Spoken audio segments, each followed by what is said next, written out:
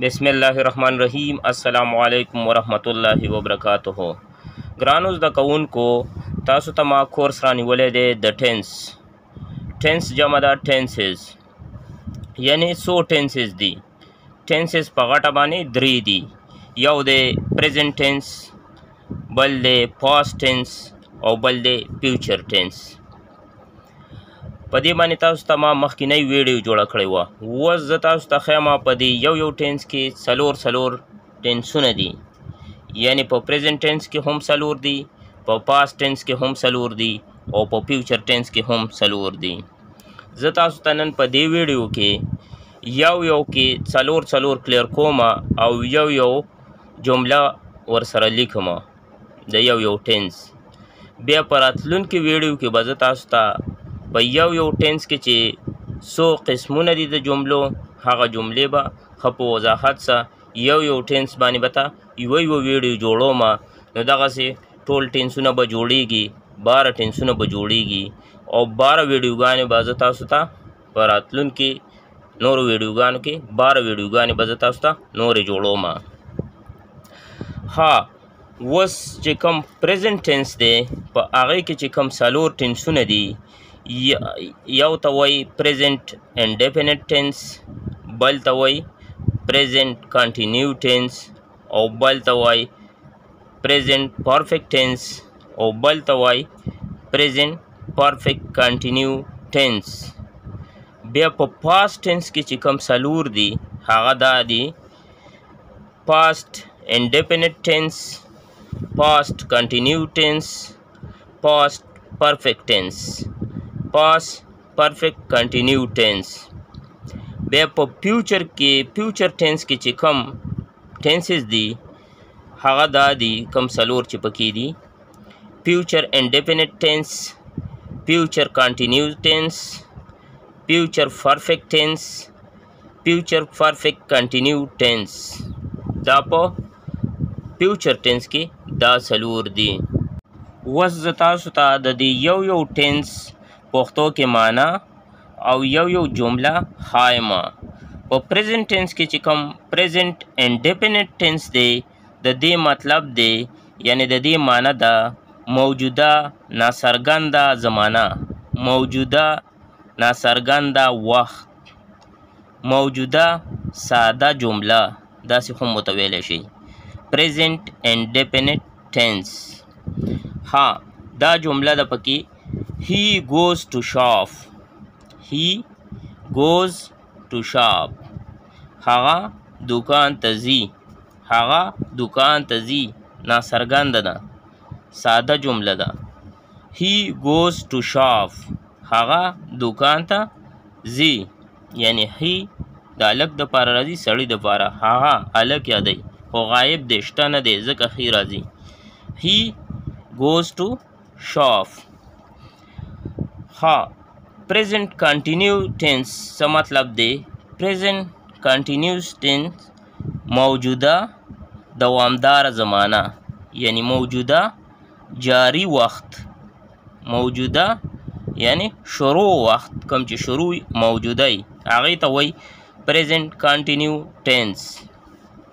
ها، د هغې چې کومه جمله زه تاسو ته ویم هغه دا ده: I am going to room. زه کمرې ته ځم. I am going to room. زه کمرې ته ځم، یعنی روان یم، جاری یم، دوامدار. زه کمرې ته ځم. بل ټینس چې 3 نمبر پریزنټ پرفیکټ ټینس، یعنی موجوده مکمل شوې زمانه، هغې ته وایي موجوده تیره شوې زمانه، هغې ته وایي پریزنټ پرفیکټ ټینس. They have played football.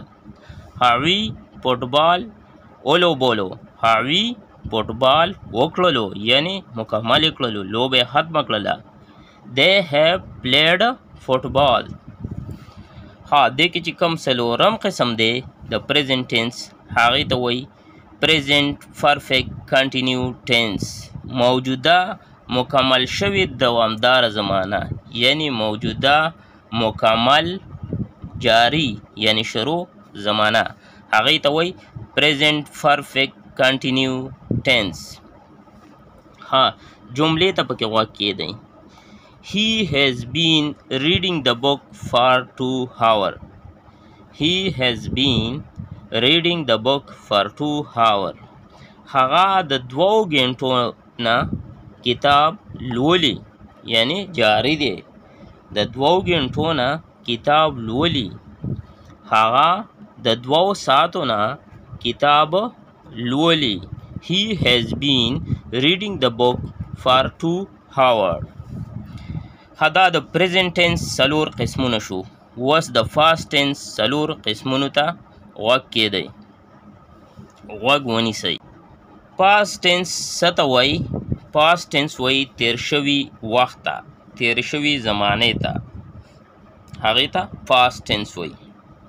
اوس په past tense کې چې کوم past indefinite tense دی نو هغه معنی دا ده پخوانی ناڅرګنده زمانه، پخوانی ساده وخت، نامعلومه وخت، پخوانی نامعلومه وخت. past indefinite tense. په past indefinite tense کې زه تاسو ته جمله ښیم. I wrote article on different topics. I wrote articles on different topics. ما په مختلفو موضوعاتو مقالې لیکلي، یعنی ما په مختلفو موضوعاتو باندې کالمونه لیکل. کالمونه می لیکل، تیر شوی وخت یادومه. ما په مختلفو موضوعاتو مقالې لیکلي. I wrote articles on different topics. په past tense کې چې کوم دویم دی هغه دی past continued tense. د پخواني دوامداره زمانه، د پخوانی دوامداره زمانه، د پخوانی جاری وخت، د پخوانی جاری حالت. past continued tense. په دې کې زه تاسو ته د past continued tense جمله ښایمه. You were working yesterday. تاسو پرون کار کوو. You were working yesterday. یعنی تاسو پرون کار کوو، تیر شوی وخت دی، تیر شوی حالت دی. نو دا جمله شو د دې. You were working yesterday. بل چې په دې کې کم دی هغه دی past perfect tense. past perfect tense پخوانی مکمل شوی زمانه، یعنی پخوانی مکمل شوی زمانه، پخوانی تیره شوی زمانه. past perfect tense. ها د دې جملې ته غوږ کېدئ. She had gone to the coffee shop before she came home. She had gone to the coffee shop before she came home. هغه مخکې له کور ته راتلو نه کافي شاپ ته تللې وه. هغه مخکې له کور ته راتلو نه کافي شاپ ته تللې وه. اصل کې دلته چې کومه دا جمله ده she had gone to the coffee shop، نو دا جمله ده. خو بیا یې دا وضاحت کړی دی چې د کور ته راتلو نه مخکې before she came home، کور ته راتلو نه مخکې هغه کافي شاپ ته تللې وه، تیر وخت یادوي. نو دا مکمل شوی جمله ده. past perfect tense دی. په دې کې چې کوم بله ده past perfect continued tense. پخوانی مکمل دوامداره زمانه، پخوانی مکمل جاری زمانه، جاری وخت. past perfect continued tense د دې جملې ته غوږ کېدئ. He had been reading book since morning. He had been reading book since morning. هغه له سحر نه کتاب لوستلو، یعنی تیر شوی وخت ښیي چې هغه د سحر نه کتاب لوستلو. He had been reading book since morning. دا د دې past tense څلور پوره شو. اوس د future tense چې کوم څلور دي هغه زه تاسو ته د هغې مطلب او معنی ښایم. ورسره جمله هم یو. future indefinite tense راتلونکې ناڅرګنده زمانه، راتلونکې نامعلومه زمانه، راتلونکې نامعلوم وخت، راتلونکې ناڅرګنده وخت، راتلونکې ساده جمله چې کومه دی ته موږ وایي هغه ده فیوچر انډیفینټ ټینس. د فیوچر انډیفینټ ټینس جملې ته غوږ کېږدئ. هی ویل میک ا کار، هغه به موټر جوړ کړي، یعنی هغه به راتلونکي وخت دی هغه به موټر جوړ کړي راتلونکي وخت کې. هی ویل میک ا کار. اوس چې فیوچر کم په کنټینیو ټینس دی نو هغې معنی دا ده راتلونکي دوامداره زمانه، راتلونکي جاری وخت، هغې ته وایي فیوچر کنټینیو ټینس. د فیوچر کنټینیو ټینس جملې ته غوږ کېږدئ. I will be helping my mother to make breakfast. I will be helping my mother to make breakfast. زبا له خپلې مور سره د سهارنۍ یعنی د ناشتې په جوړولو کې مرسته وکړم.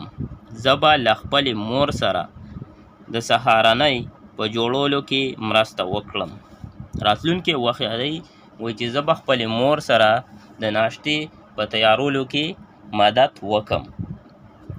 نو دا ده I will be helping my mother to make breakfast. په دې کې چې کوم درېمه ده فیوچر پرفیکټ ټینس، یعنی راتلونکي مکمل شوی وخت، یعنی راتلونکي تیر شوی وخت، هغې ته وایي فیوچر پرفیکټ ټینس. په دې چې کومه جمله ده هغه زه تاسو ته ښیم. He will have worked hard during the exam. He will have worked hard during the exam. هغه به د امتحان پر مهال د امتحان په دوران کې به سخت کار کړی وي. یعنی هغه به د امتحان په مهال د امتحان په دوران کې به سخت کار کړی وي. راتلونکي وخت یادوي چې امتحان کې به هغه سخت کار کړی وي، یعنی کار به ډیر کړی وي امتحان ته. مطلب دا دی He will have worked hard during the exam. بل چې کوم ټینس دی په فیوچر ټینس کې هغه دی فیوچر پرفیکټ کنټینیو ټینس. راتلونکي مکمل شوی دوامداره زمانه، راتلونکي مکمل شوی جاری وخت، جاری زمانه، هغې ته وایي فیوچر پرفیکټ کنټینیو ټینس. د فیوچر پرفیکټ کنټینیو ټینس جملې ته غوږ ونیسئ. I will have been watching the video for 2 hours. I will have been watching the video for 2 hours. زه به د 2 غنټو نه ویډیو ګورم، یعنی راتلونکي وخت یادومه چې زه به د 2 غنټو نه ویډیو ګورم. I will have been watching the video for 2 hours. صحیح شو. دا د ټینسونو قسمونه چې کوم په یو په ټینس کې 3 زمانې دي، 3 وختونه دي، 3 ټینسونه دي. بیا په یو زمانه کې 4 قسمه وختونه دي، 4 ټینسونه دي. هغه مې تاسو ته کلیر کړه. اوس د دې نه پس چې زه کومې ویډیوګانې جوړوم دا ټول 12 ټینس شو. نو په یو ټینس به ته یو ویډیو جوړوم تفصیل سره. هغې کې چې د کومې د جملو قسمونه یعنی سوالیه جمله، نفي جمله، ساده جمله، دا ټولې جملو باندې به ته ټول قسمونه ښیم. ورسره به خي، شي، اټ، آی، دی، یو، وي، په دې یو کې به تاسو ته یوه جمله جوړوم چې دا هم ورسره ستاسو زده شي. که ویډیو م خوښه شوله مخکې شیر کوئ او چینل لازمي سبسکرایب کوئ، ځکه چې ما ته پته ولګي چې آیا ستاسو د دې چینل ویډیوګانې خوښیږي که نه. نو زه به نور هم محنت بیا زیات کړم او ویډیو به ډېرې په تفصیل سره کړم که چېرته زما چینل ګروت ښه شروع کړلو. Thank you so much for watching. د کتلو ډېر شکریه، ډېره مننه. په خپلو دعاګانو کې یاد ساتئ. Thank you so much.